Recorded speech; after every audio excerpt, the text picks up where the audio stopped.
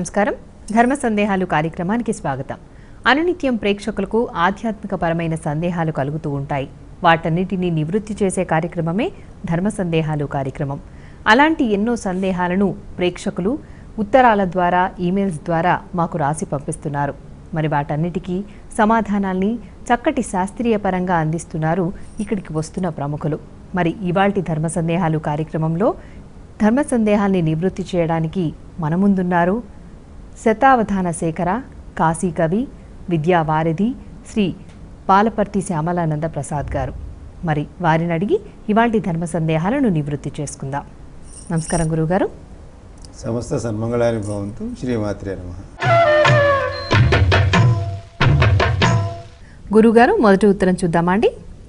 ఈ ఉత్తరాన్ని రమణారావు గారు విజయనగరం నుంచి రాస్తున్నారు.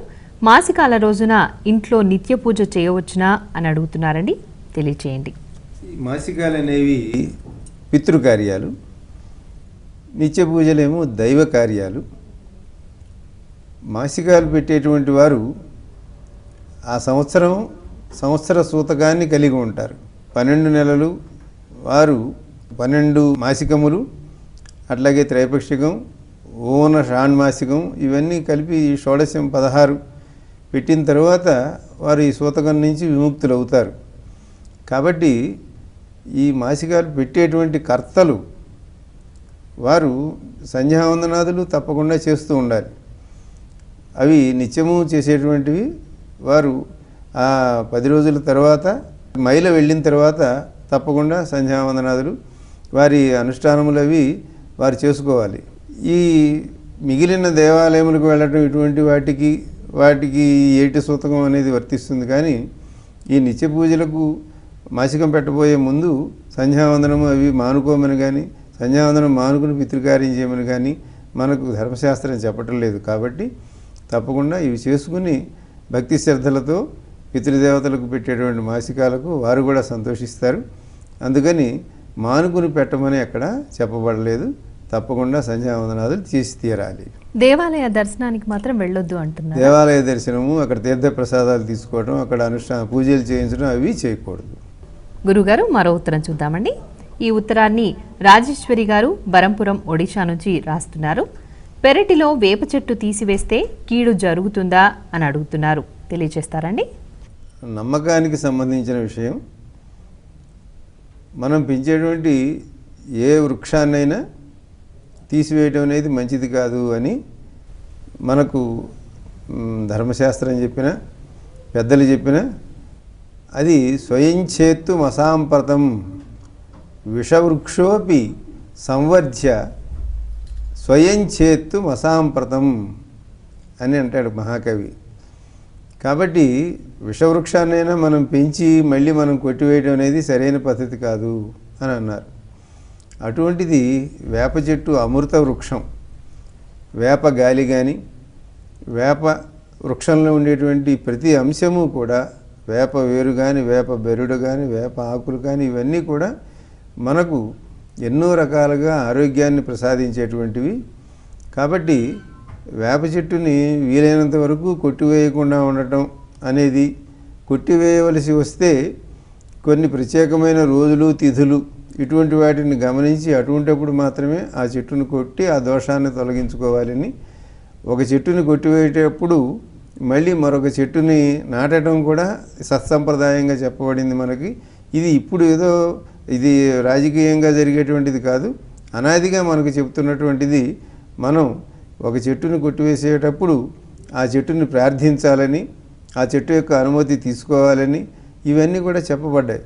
కాబట్టి వేప చెట్టు మనందరికీ ఈ భూలోక కల్పవృక్షంగా అనేక విధాలుగా మనకు ఉపయోగపడుతూ ఉండేది. కాబట్టి ఆ వేప చెట్టుని కొట్టివేయటం విషయంలో కొద్దిగా ఆలోచించి అత్యవసరమైన పరిస్థితుల్లో మాత్రమే దానిని మంగళవారం, శుక్రవారం ఇటువంటి రోజులు కాకుండా కొట్టివేసేందుకు పెద్దల నిర్ణయం ప్రకారం జరగండి.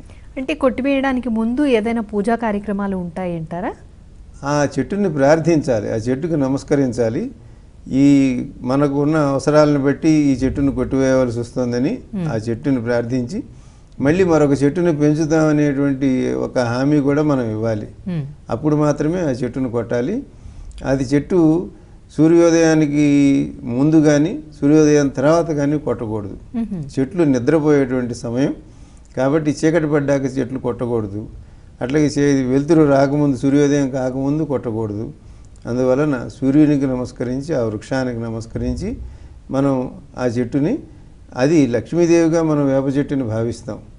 అందువలన మంగళవారం శుక్రవారం వదిలి మిగతా రోజుల్లో ఆ చెట్టుని ఇట్లా ప్రార్థించి కొట్టమని మనకు ఒక సంప్రదాయం ఆచారం నడుస్తుంది. కాబట్టి ఆ విధంగా చెట్టు మీద ఉండేటువంటి భక్తితో అత్యవసర పరిస్థితుల్లో దాన్ని మనం తొలగి. గురుగారు, మరో ఉత్తరం చూద్దామండి. ఈ ఉత్తరం చంద్రశేఖర్ గారు సికింద్రాబాద్ నుంచి రాస్తున్నారు. దేవాలయానికి వెళ్ళిన వారు తిరిగి నేరుగా ఇంటికే రావాలా తెలియచేయండి అని అడుగుతున్నారండి. దేవాలయానికి వెళ్ళటం ప్రధానం. నేరుగా ఇంటికే రావాలా అంటే వారు వేరే కార్యక్రమాల మీద ఎటైనా వెళుతూ ఉన్నప్పుడు దారిలో దేవాలయంలో దేవుణ్ణి దర్శించుకుని అట్నుంచి ఆ పని మీద వెళ్ళవచ్చు. కార్యాలయాలకు వెళ్ళేవారు ఉంటారు, వ్యాపార సంస్థలకు వెళ్ళేవారు ఉంటారు, ఎవరెవరు వ్యవసాయానికి వెళ్ళేవారు. కానీ దారిలో దేవాలయం కనపడినప్పుడు లోపలికి వెళ్ళి దండం పెట్టుకుని మళ్ళీ ఇంటికే రావాలి అని ఎక్కడా చెప్పబడలేదు. కాబట్టి నేను ఆఫీస్కి వెళ్ళేటప్పుడు దారిలో దేవాలయానికి వెళ్తే మళ్ళీ ఇంటికి వెళ్ళాల్సి వస్తుంది కాబట్టి నేను గుడికి వెళ్ళడం మానేస్తానని ఎగ్గొట్టకుండా తప్పకుండా మనం దేవాలయ దర్శనం చేసుకుని ఎక్కడికైనా వెళ్ళవచ్చు, ఇంటికే రావాలని లేదు. ఇట్లా సందేహాలు పెట్టుకుని దేవాలయ దర్శనం మానుకోకండి. తప్పకుండా దేవాలయానికి వెళ్ళండి, దర్శనం చేసుకుని మీ పనులకు మీరు వెళ్ళండి. మామూలుగా ఏదైనా పుణ్యక్షేత్రాలకు వెళ్ళినప్పుడు వేరే వాళ్ళ ఇంటికి వెళ్లకుండా వాళ్ళ స్వగృహానికి వాళ్ళ ఇంటికే రావాలి అని అంటూ ఉంటారు కదండి, ఇది ఎంతవరకు కరెక్ట్ అంటారు? ఇది ప్రత్యేకంగా ఇట్లాగే రావాలని చెప్పబడలేదు. అయితే కొన్ని సందర్భాలలో అంటే అస్థికలు నిమజ్జనం చేయడానికి కానీ, లేకపోతే ఎవరైనా మరణించిన వారి ఇంటికి సంబంధించిన వారు మళ్ళీ పుట్టింటికి వెళ్ళి రావటం, వెళ్లకుండా మరొకరి ఇంటికి వెళ్ళకూడదు, ఇటువంటి నియమాలు ఆ సందర్భంలో ఉన్నాయి తప్ప దేవాలయానికి అంటే కాశీకి వెళ్ళిన వారు మళ్ళీ సరాసరి రామేశ్వరం వెళ్ళటం, అక్కడి నుంచి తెచ్చి ఇక్కడ అభిషేకం చేయటం, ఇక్కడ ఇసుక తీసుకువెళ్ళి అక్కడ వేయటం, ఇటువంటివి మధ్యలో ఎక్కడ ఆటంకం లేకుండా అనుకున్న తీర్థయాత్ర సంపూర్ణంగా జరపడం కోసం ఈ ఏర్పాట్లన్నీ జరిగాయి. ఆ రోజుల్లో కాలినడకన నెలల తరబడి సంవత్సరాల తరబడి తీర్థయాత్రలు జరిగేటువంటి సందర్భం కాబట్టి మళ్ళీ మన ఇంటికి రావటం, ఇంట్లో వాళ్ళందరికీ కనపడటం, అక్కడ ఉండే తీర్థ ప్రసాదాలు వస్తువులు విశేషాలు అందజేయడానికి ఇది ఒక కేంద్రం. పక్షి ఎంత దూరం తిరిగినా మళ్ళీ సాయంకాలానికి గూటికే చేరుతుంది అని అది ఒక సామెత. అట్లా ఇన్ని క్షేత్రములను దర్శించినటువంటి ఆ ఫలితాన్ని ఇంట్లో వారందరికీ చెప్పడం కానీ ఇంటి బాగోగులు కూడా చూసుకోవటం అనేది మానివేసి సంచారం చేయడం కుదరదు. కాబట్టి వేరే చోట్ల ఆగటం కాకుండా సరాసరి ఇక్కడికి రమ్మని అందుకోసం చెప్పబడింది. ఆంజనేయుడు తాను లంకకు వెళ్ళేటప్పుడు మధ్యలో కొంతమంది ఆతిథ్యం తీసుకోమని అడిగారు, వైనాకుడు అడిగాడు, ఇచ్చేది దానికోసం ఆశపడి ఆగిపోలేదు ఆయన. నేను ఎప్పుడు మధ్యలో ఒక పని అనుకున్న తర్వాత ఆగను అని చెప్పాడు. ఈయన శరహ శ్వసన విక్రమ, హనుమంతుడు రాముడు విడిచిపెట్టిన బాణంలాగా వెళ్ళాడు. మనం వేసిన బాణం మధ్యలో ఎక్కడ ఆగి వెళ్ళదు, లక్ష్యానికి సరాసరి వెళుతుంది. అట్లా తీర్థయాత్రలు చేసినటువంటి వారు మళ్ళీ తిరిగి ఇంటికి రావటం అనే దాంట్లో ఉండే ఆంతర్యాన్ని గుర్తుపెట్టుకుని వేరే బంధుమిత్రులలో ఆగిపోయి ఆలస్యాలు చేయటం ఇవన్నీ కాకుండా మళ్ళీ ఇంటిని సంరక్షించుకోవాల్సిన అవసరం కూడా. ఇప్పుడంటే ఎంతెంత దూరాలైనా గంటల్లో వెళ్ళి వస్తున్నాం మనం. పాపం ప్రవరుడు కూడా అట్లా వెళ్ళొద్దాం అనుకుని అక్కడ ఇబ్బంది పడ్డాడు. ఇంటి దగ్గర మళ్ళీ తల్లిదండ్రులు, పెద్దలు, భార్య వీళ్ళందరూ ఏమైపోతున్నారని ఆ కొద్దిసేపట్లోనే ఆయన బాధపడ్డాడు. కాబట్టి తప్పకుండా ఇంటికి రావాలి అనే నియమం అందుకోసం చెప్పబడింది. దాని గురించి ఇది తప్పకుండా మనం జరగాలి అని ఈ కార్యక్రమంలో ఎందుకోసం రావాలి అంటే గృహస్థుడు మళ్ళీ గృహానికి చేరటం, అది దీంట్లో ఉండే ఆంతర్యం. గారు మరో ఉత్తరం చూద్దామండి. ఈ ఉత్తరాన్ని వసుంధర గారు ఏలూరు నుంచి రాస్తున్నారు. ఇంట్లో పావురాలు, తాబేళ్లు పెంచవచ్చునా తెలియచేయండి అని అడుగుతున్నారండి. ఇంట్లో పశుపక్ష్యాదులను పెంచడం అనేది మనకు సమ్మతమైనటువంటి విషయమే, అది సంప్రదాయంగా వస్తున్నటువంటి సందర్భమే. పశుపక్ష్యాదుల యొక్క గాలి తగలటం వలన వాటి నుంచి వచ్చే ఫలితాలను మనం అనుభవించడం ఇవన్నీ జరుగుతున్నాయి. ఆవులు, గేదెలు లాంటి వాటి వలన, దున్నపోతులు, ఆబోతులు ఇటువంటి వాటిని పెంచడం వలన వ్యవసాయాదులకు మన ఇంట్లో కావాల్సినటువంటి క్షీరోత్పత్తులు వాటన్నిటిని మనం పొందుతున్నాం. అట్లాగే పావురములను పెంచడం వలన పావురముల గాలి తగిలినట్లయితే మనకు ఈ పక్షవాతం లాంటి అనారోగ్యాలు రాకుండా ఉంటాయని, మేలు కలుగుతుందని చెబుతూ ఉంటారు. అట్లాంటి వాటి యొక్క శుభప్రదమైనటువంటి గాలి మనకు తగలటం, అట్లాగే ఈ కూర్మ అవతారమైనటువంటి తాబేల్ని పెంచడం అంటే మన దొడ్లో బావిలో వేసేవాళ్ళు పూర్వం. అప్పుడు అందులో ఉండేటువంటి మాలిన్యమునంతటిని కూడా ఆ తాబేళ్లు నశింపజేస్తాయని, మనం బావిలో నీళ్లను పవిత్రంగా స్వచ్ఛంగా వాడుకోవచ్చని, వడగట్టినట్టుగా అందులో ఉండే సూక్ష్మజీవులు వాటన్నిటిని తాబేలు లేకుండా చేస్తుందని చెప్తూ ఉంటారు. కాబట్టి పావురాళ్లను తాబేళ్లను పెంచడం అనేది అందుకోసం మనం పెంచాలి. వాటిని మనం ఆహారంగా స్వీకరించడం కోసం అటువంటి ఉద్దేశంతో కాకుండా సదుద్దేశంతో పెంచినట్టయితే ఎట్టి దోషము లేదు, తప్పకుండా వాటిని పెంచుకోవచ్చు. గురుగారు, మరో ఉత్తరం చూద్దామండి. ఈ ఉత్తరాన్ని ప్రియదర్శిని గారు హైదరాబాద్ నుంచి రాస్తున్నారు. గర్భవతిగా ఉన్నప్పుడు ఆలయాలకు వెళ్ళవచ్చునా తెలియచేయండి అని కోరుతున్నారండి. ఇది అనాదిగా ఉన్న ఆచారం, సంప్రదాయం. దీనికి మనకు గర్భవతిగా ఉన్నటువంటి స్త్రీ ఎప్పటి వరకు ప్రయాణాలు చేయవచ్చు, ఎంత దూరం వెళ్ళవచ్చు, వీటన్నిటికీ అప్పటి ఆరోగ్య పరిస్థితులను బట్టి వారు ఏర్పాటు చేసినటువంటి నియమాలు. ఇప్పటి వైద్య శాస్త్రం కూడా అసలు మొదటి నెల నుంచే కదలకూడదని, వీరందరికీ బెడ్ రెస్ట్ లాంటివి ఇటువంటి సూచనలన్నీ జరుగుతున్నాయి. కాబట్టి గర్భవతి ఆ గర్భం నిలబడే విధంగాను, స్థిరంగా ఉండేట్టుగా అందరికీ అన్ని విధాలుగాను ఆరోగ్యంగా ఉండడం కుదరదు. కాబట్టి ఈ నియమాలన్నీ ఏర్పాటు చేయబడ్డాయి. అయితే 7వ నెల అది వారికి ప్రసవ మాసంగా చెప్పబడింది. 7వ నెల నుంచి ఎప్పుడైనా ప్రసవం జరగచ్చని. 7వ నెల లోపు దగ్గరలో ఉండేటువంటి దేవాలయాలు, అంటే ఎత్తుగా ఉండేవి, మెట్లు ఉండేవి, అట్లాగే దేవాలయాలు కొండల మీద ఉండేటువంటి దేవాలయాలకు అటువంటి వాటికి వెళ్ళకూడదు, నదులు దాటకూడదు, కొండలు ఎక్కకూడదు. ఇటువంటివి ఎన్నో నియమాలు గర్భిణీ స్త్రీలకు చెప్పబడ్డాయి. తప్పని పరిస్థితుల్లో ఈ హద్దు 7వ నెల నుంచి ఆ గర్భిణీ స్త్రీ కానీ ఆమె భర్త కూడా వెళ్ళకూడదు అనే నియమం కూడా చెప్పబడింది. ఎందుకంటే అప్పటి నుంచి వాళ్ళకి జాతాశౌచం, అంటే పిల్లలు పుట్టినప్పుడు వచ్చేటువంటి మైలను జాతాశౌచము అంటారు. ఆ విధంగా వారి ఇంట్లో ఏ శుభకార్యములు కానీ, పుణ్యకార్యములు, అలాగే దేవాలయ దర్శనానికి వాళ్ళకి అర్హత పోతుంది అని చెప్పబడింది.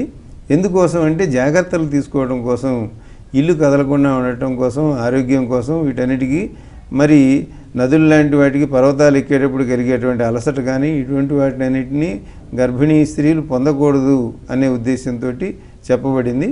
కాబట్టి ఈ దేవాలయ దర్శనం అనే వాంఛ ఉన్నప్పుడు, అంటే ఇప్పుడు సీతాదేవిని రాముడు అడవికి పంపాడు అని చెప్పినప్పుడు ఆమెను రథం మీద జాగ్రత్తగా పంపారు, అడవిలోకి పంపారు. అది కూడా వాల్మీకి మహర్షి ఒక ఆశ్రమానికి పంపారు. ఇది అంటే పుట్టింటికి పంపినట్లుగా. ప్రసవ సమయం వచ్చినప్పుడు 7 నెలల తర్వాత ఎప్పుడు పుట్టింటికి తీసుకెళ్ళి అక్కడ జాగ్రత్తగా చూసుకుంటారు. అట్లాంటి వాటికి పంపటం అనేది ప్రయాణానికి అంగీకార్యం. కానీ ఈ దేవాలయాదులు అంటే పర్వతాలపైన ఉన్నవి, నదుల మధ్యలో ఉన్నటువంటి వాటి దర్శనం అనేది అంత సమ్మతం కాదు. కాబట్టి దాన్ని ధర్మశాస్త్రం అంగీకరించదు. గురుగారు, మరో ఉత్తరం చూద్దామండి. ఈ ఉత్తరాన్ని కోడుమూరు నుండి శాంభవి గారు రాస్తున్నారు. ఇంట్లో చేసే నిత్య పూజలో శంఖాన్ని ఊదవచ్చునా తెలియచేయండి అని కోరుతున్నారండి. ఇంట్లో చేసే నిత్య పూజలో శంఖాన్ని చక్కగా ఊదవచ్చు, తప్పకుండా ఊదవచ్చు. శంఖం ఊదటం అభ్యాసం చేసి శంఖధ్వని ఏ ఇంట్లో రోజు వినపడుతుందో అక్కడికి లక్ష్మీదేవి తప్పకుండా వస్తుంది అని మనకు కల్పములు చెప్పుతూ ఉన్నాయి. కాబట్టి శంఖం ఊదటంలో ఎటువంటి సందేహము అక్కర్లేదు. తీర్థం కోసం ఉపయోగించేటువంటి శంఖం ఒకటి, అట్లాగే ఈ నాదం కోసం ఉపయోగించేటువంటి శంఖాన్ని, శంఖధ్వని అందరికీ సమ్మతమైనది. ఏ దేవతను ఆరాధించినప్పటికీ కూడా శంఖధ్వని వినిపిస్తే ఆ ఇంట్లో ఉండే దారిద్ర్యం పోతుంది అని శంఖం యొక్క వైశిష్ట్యం చెప్పబడింది. కాబట్టి తప్పకుండా శంఖధ్వని నిత్య పూజలో చేయవచ్చు, అందులో ఎటువంటి సందేహము అక్కర్లేదు. గురుగారు, మరో ఉత్తరం చూద్దామండి. ఈ ఉత్తరాన్ని కళ్యాణదుర్గం నుండి సోమనాథ్ గారు రాస్తున్నారు. కలశంపై పెట్టిన కొబ్బరికాయ ఎన్ని రోజులకు మార్చాలి తెలియచేయండి అని కోరుతున్నారండి. కలశ స్థాపన చేసినప్పుడు ఉన్నటువంటి నారికేళం కొబ్బరికాయను ఆ కలశాన్ని ఉద్వాసన చేసే వరకు మళ్ళీ మార్చకుండా ఉంచాలి.